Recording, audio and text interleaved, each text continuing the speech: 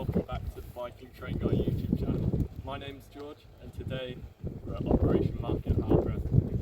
I know nothing about tanks or military vehicles, so it'll be interesting, but here's some videos from today.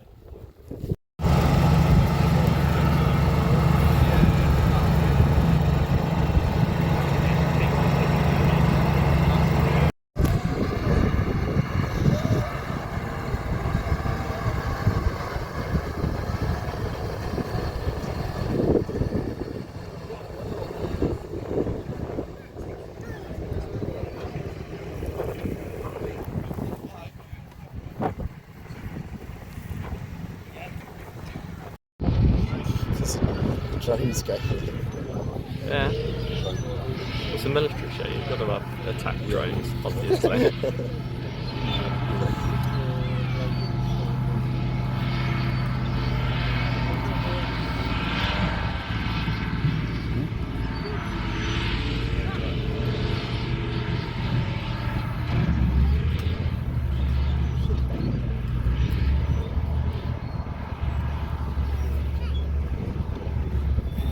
Try not to squish it.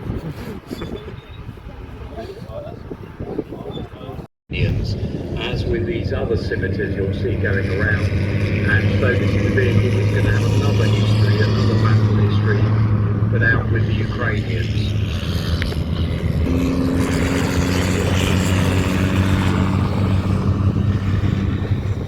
So the scimitar variant you can see there with the thinner gun, the thicker gun that's going past the moment, that's the original Scorpion.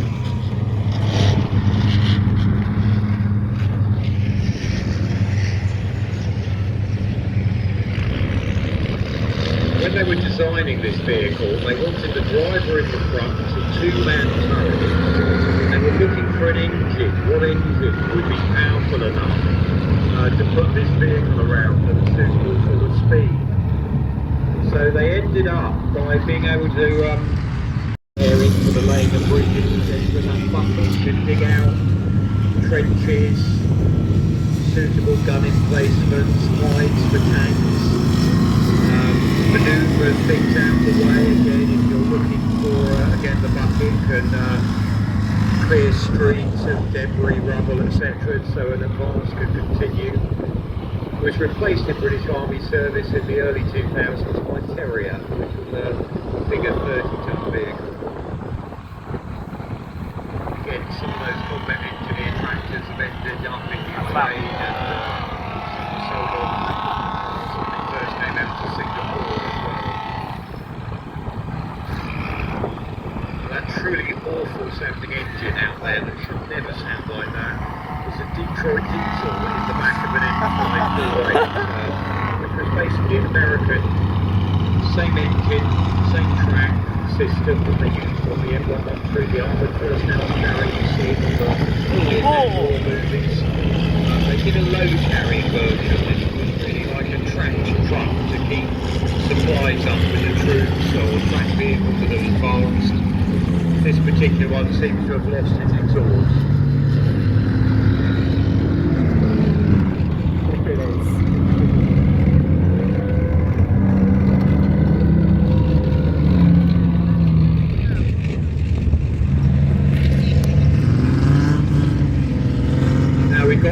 Going around, looks like a tank, but it's really a self-propelled gun, 105mm gun. It was the same as the towed artillery we had in service back in the 60s.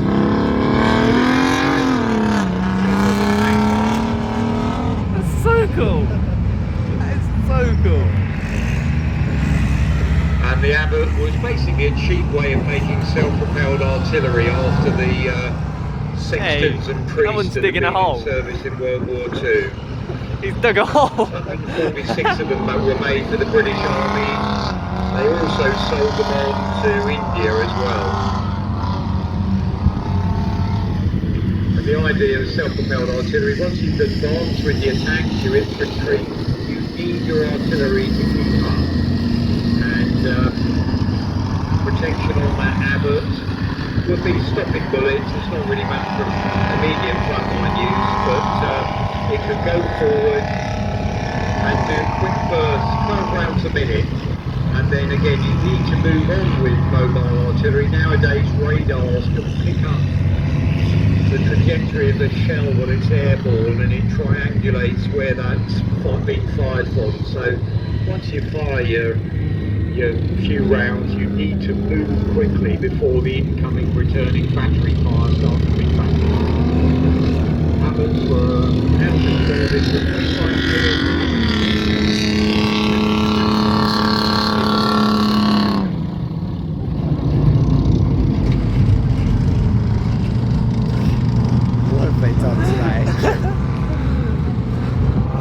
Bit of a mismatch. There's a crane driving around. That's called the M578, and it's an American vehicle. The same chassis was used to carry a 155 and a 110 artillery piece, but the idea of reusing, just like the CVRT series, if you've got the same engine, same transmission, track, components, drivers will find it easy to learn how to drive. Of course, all your spare parts are the same, so you don't need thousands and thousands of different spare parts. And the M578 has basically got a crate now and build something with slight variations for the different countries involved. But that Sora's got a cannon on the top, you can see in that little turret. Some of them were converted to carry mortars in the back. And the Germans had something similar made originally by Hotchkiss. Leyland engines, this sort of thing. The idea being small section of infantry can be carried forward under some sort of protection. You don't tend to fight from the vehicle, they drop you off. And the Rocket Chassis urban camo on that Stormer, it's got an experimental turret on the top that was being offered to other countries for sale. Didn't quite work that way, but sometimes prototype vehicles hang around in factory yards, etc. for years, and that's one of the experimental turrets on the top there with a pretend Gavin on urban the top. camouflage. Britain still uses, we've seen it already, we'll see it again, something called the Berlin camouflage for urban operations. We'll see Chieftain in a while with Berlin camouflage.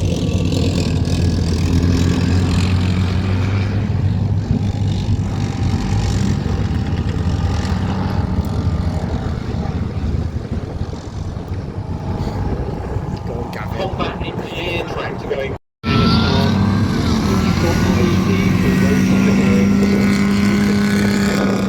signal it's going to those roadside bolts, then you'll stop them detonating. So that bird label and sometimes little boxes on the front fenders, they can contain the electronic countermeasures equipment.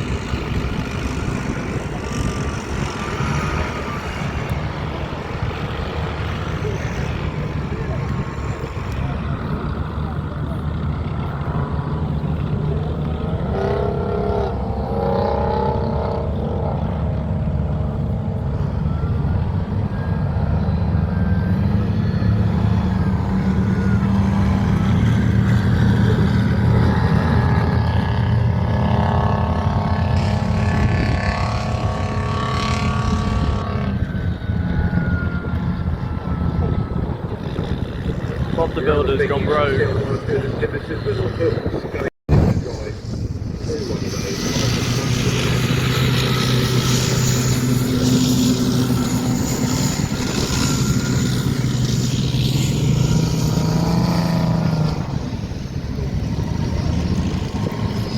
The M548, the one I'm complaining about the engine noise. Again, a pintle mount on the top for carrying the machine gun, but you hopefully didn't get that near the front line. The idea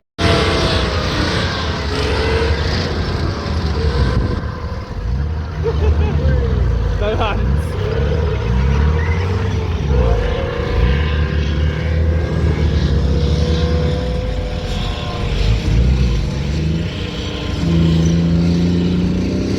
Now, if the turret system was working on that Chieftain that's going past you now in front, the gun would be turned to the side. The gun has to be level,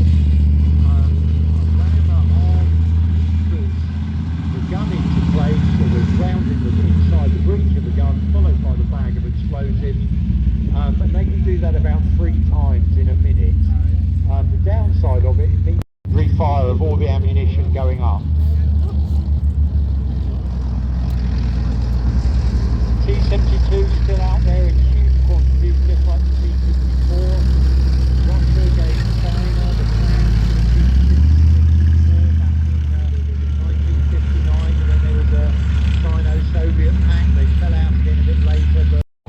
Harborough in Kent to come up with a new tank gun, and the 105mm L7, the Swiss boarded, the Americans still have the license for their M60. It's still the gun that went on the first Abrams, and again it could fire a range of ammunition, slugs of tungsten in pots, it could fire smoke shells, it could fire canister rounds, lots of pellets if you're firing bit. Leopards, later on they added armour when the Germans were really one clever. nearest They us, did another model Leopard later, the Leopard 2, and it's gone for a whole series of upgrades, whereas the Leopard 2A7 are about at the moment in service with the German military. Lots of the older Leopards sold on, passed to other countries, and again you've probably heard as well, lots of Leopards now out in Ukraine, performing very well.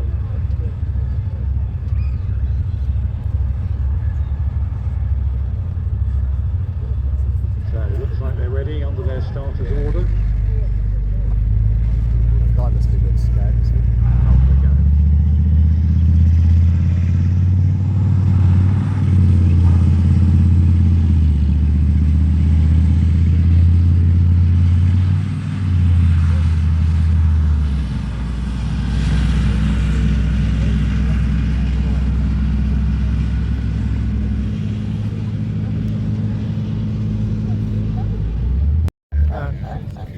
Leopards, with that extra power they had with that MTU diesel, very, very effective. And to mention with Leopard 2s, the Germans very successful adding armour, but keeping the mobility up, keeping that speed and mobility.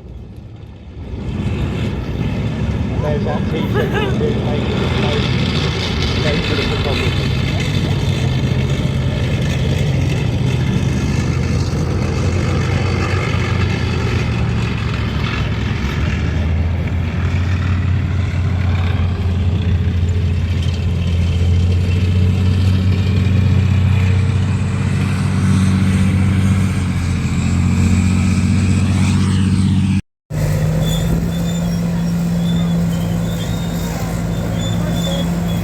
Gonna kill everyone.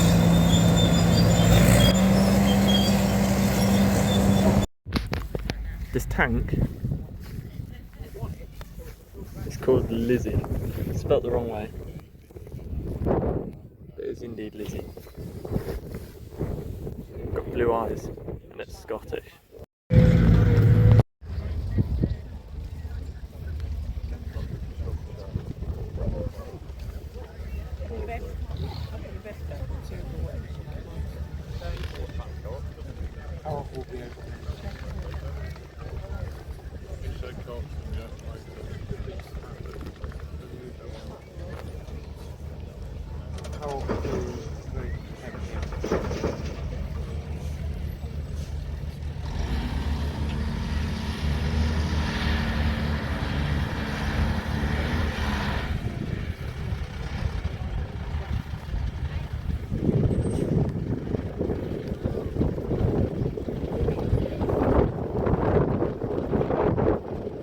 Still around. Some in their post-war liveries like Harborough, etc. Look at the axle on that.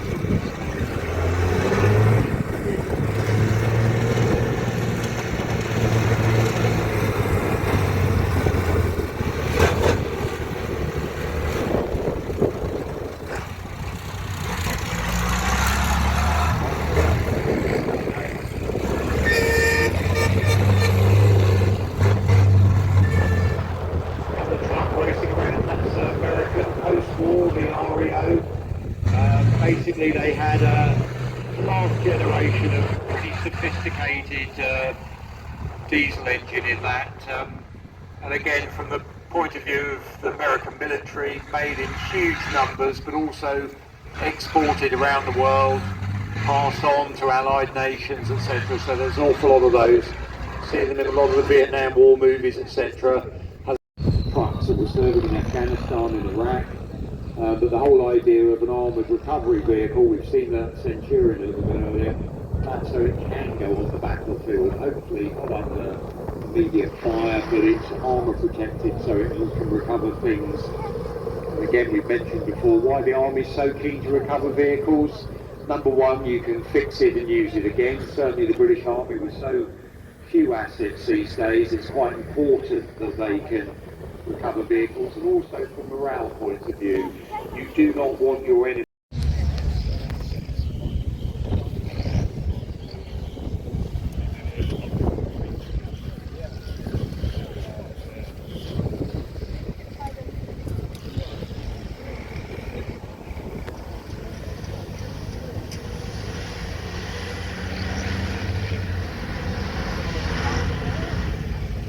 So we got Land Rover Wimmick, weapons mounted version of Land Rover, came in for a lot of criticism. That's unjustly out in Afghanistan, Iraq. Part of the problem, of course, is the enemy's always going to get a bigger bomb. Hence, whatever levels of protection you tend to put on your vehicle, there'll be a certain period of time where it works, and then they'll work out ways of trying to defeat it. So this cat and mouse game of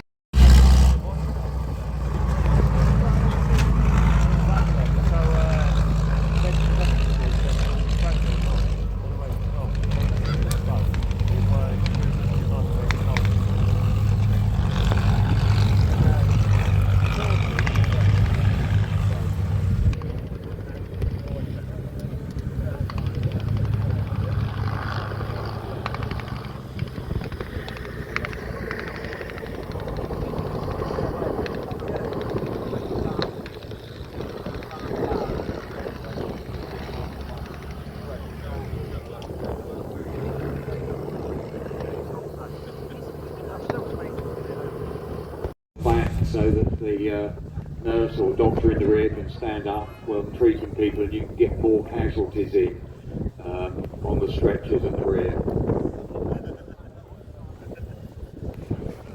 Here's another one, Whistly one's running. Yeah, this one's got a thing on the top.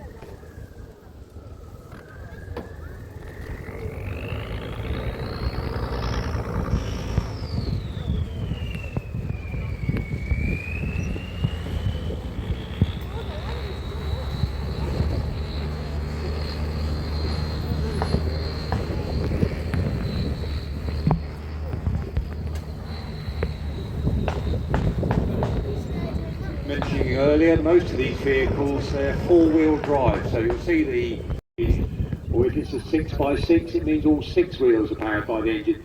Many of the vehicles, because that uses so much more fuel, many of the vehicles have levers inside or different methods that you can change over so that you've only got two wheels being driven, and that's much more economic to drive on the road. So you'll see some of them, they put it in four-wheel drive going through the cross. It's an SS1, whoa, there we go.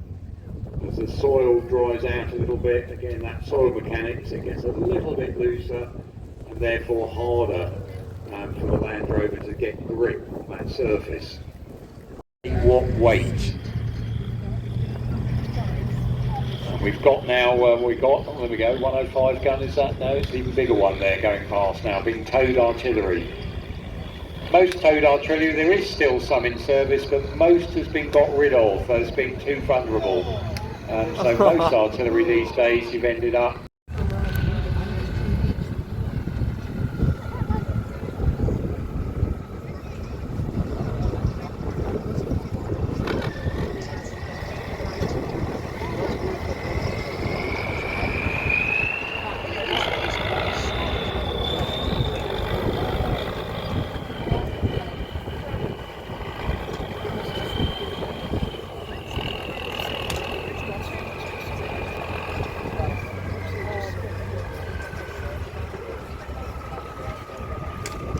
So what we're mainly seeing here is individual examples of different would work as part of a team, not individually on their own, as we tend to see them as one-offs.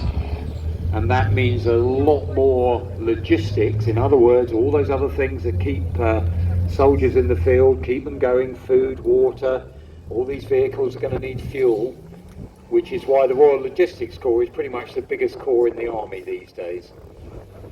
So easy, isn't it? Yeah. I reckon that one is quite light though. Yeah.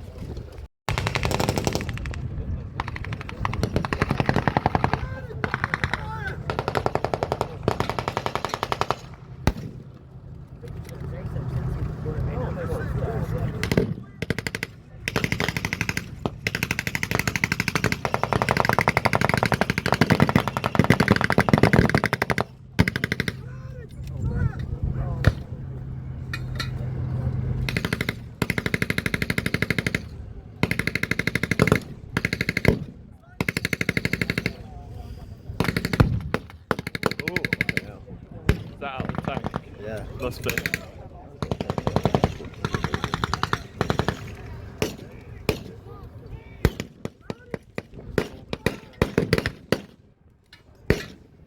Ouch.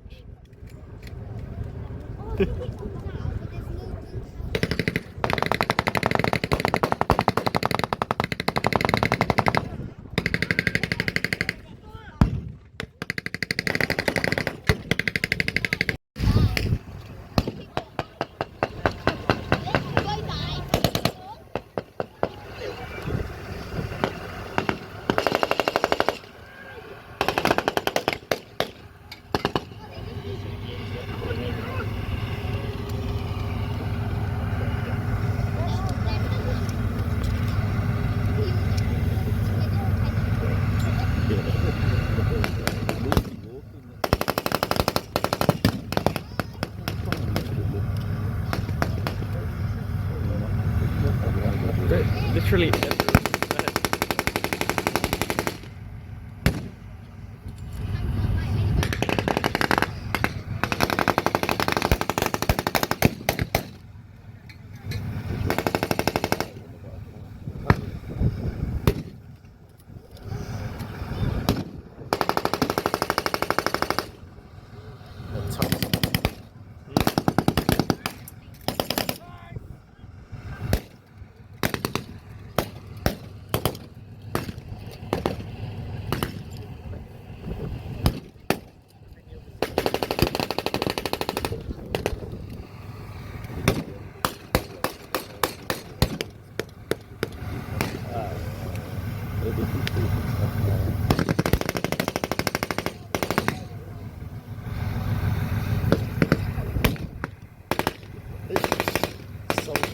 Behind the tank. Oh look, this guy's gonna operate that gun.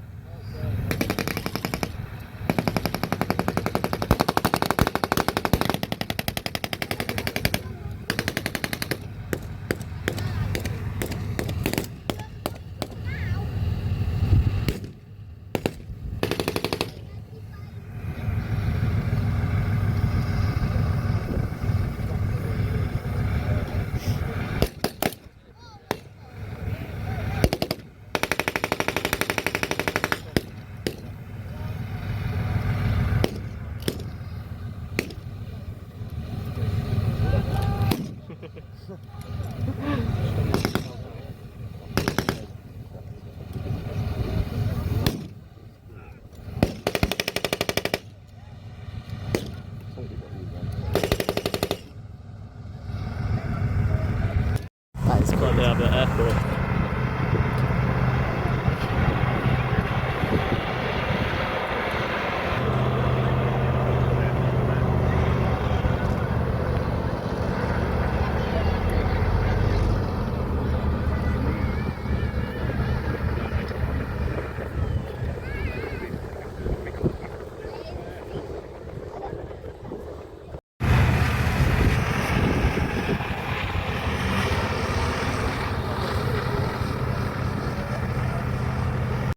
This is basically a paint job and a bit of a mock-up that was being used for a film recently. They were pretending it was a Bradley, one of those American armored personnel carriers. So on many vehicles they have to show off as other things at certain times. We've got an Abbott, a self-propelled gun with a 105mm gun on, that's driving on now. Used in armoured recovery vehicle. seen that in the arena today, but that's the one with the dozer blade and the crane on it. So we have a lift engine packs. That's followed by the ex-Green You're gonna be Army famous, M60, my man. mainly originally for the Americans. Someday. Goes by again, you'll see that lovely hole in the front. Followed Someday. again by Chieftain, Hull and Marksman, the turret on the top there.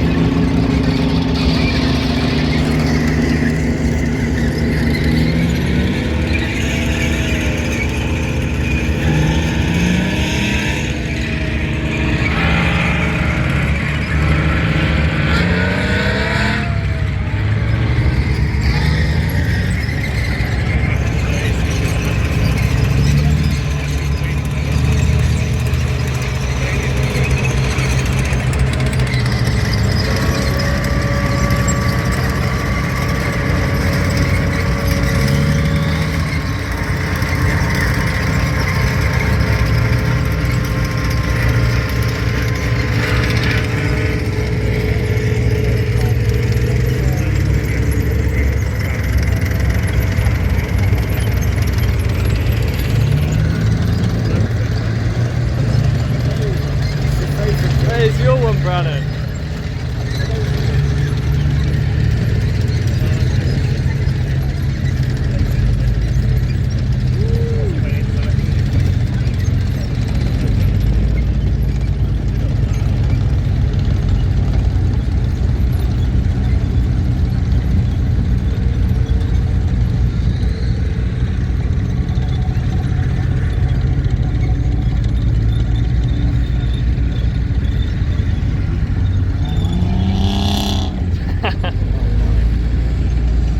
Not this guy again.